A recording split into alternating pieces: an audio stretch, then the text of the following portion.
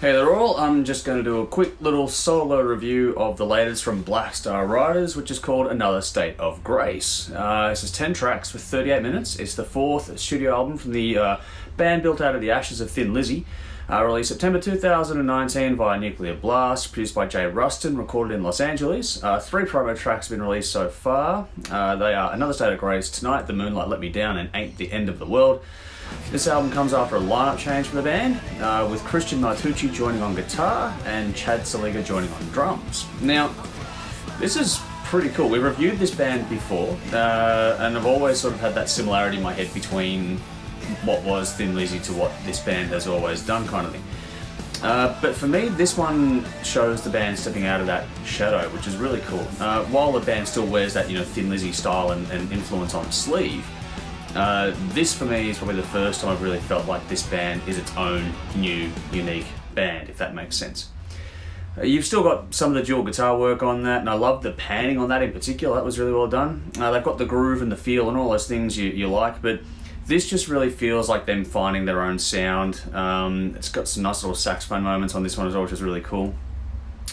The mix is nice and punchy. It's really well balanced though, and it's got some great depth and space applied to it, which I always enjoy. I mentioned the panning before, and that's really well done, but the overall mix is really warm. It's really easy to listen to, and everything is crystal clear at the same time. It's really rich sound, but it's got balls to it as well, which is awesome. It's what you want for this style of classic rock. Up until now, with the last 3 albums, I've always enjoyed them, but never been really, really locked in while listening to it.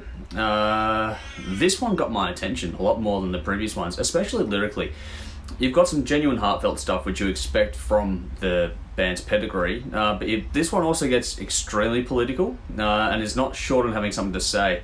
It's really well done, really well crafted, and it has a bit of bite to it, which is nice and refreshing today. The songwriting matches that all really well. Some great hooks, some great rhythm. You can rock out or dance to this one equally. Solid riffs with some tasty lead guitar work. The new additions to this band seem to have really allowed them to hone things down, and everything serves the songs nice, and this is no real fluff or nonsense going on. It's just they're pretty short, sharp, punchy songs, and they all sort of get to the point pretty quick. And I reckon this would be cool as a live show on its own, this album.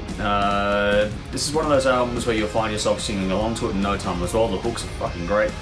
And some nice use of bass lines on this really fill things out as well. And there are some really, I mentioned the lyrics before, but there's some clever wordplay in that part too. But also along with the sax that I mentioned before, there's like little organ moments and stuff. There are some really different tones and sounds applied across this record, so it doesn't get stale, it stays fresh and lively the whole time through.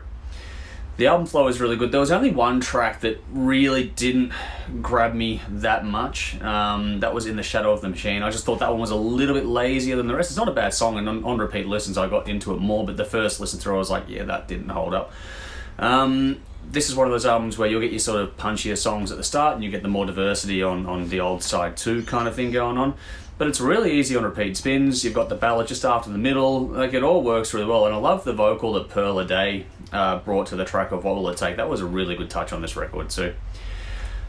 I wonder how this will go gaining new fans, especially in today's market. I think it'll please their existing fan base for sure, so if you're already a fan of Black Star Riders or Thin Lizzy, then get on this. I just wonder if people who don't already like Thin Lizzy will be able to get into this record. I hope they do, because this is really worth listening to, but I'm not sure how that'll go.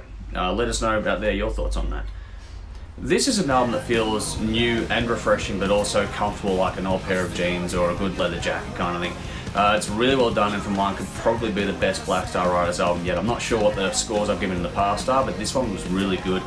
I think if you like rock music at all, you should give this one a listen, especially if it's, the more classic influence kind of rock. Certainly want to give a little bit of your time to it. It only takes, just under 40 minutes to go through it, so it's worth listening to for sure. I think it's really well done. It's old school but fresh, modern and contemporary as well, so get onto it. Gave it an 8.5 out of 10. I picked Another State of Grace, Why Do You Love Your Guns, Underneath the Afterglow, and What Will It Take as my standouts. Make sure you let us know what you think in the comments below or wherever you see this, and until next time, drink up, rock on. Thank you for taking the time to watch this video. Make sure you leave your thoughts in the comments below, and also give us a thumbs up or subscribe or follow any of our social media channels to stay up to date with what's going on next. I want to say a very quick thank you to our sponsors, Alt Cult, Rockstar Finance, Hydra Rehearsal Studios, and Squidding Screen Printing. Thank you all so much for your support, and we will see you in the next video.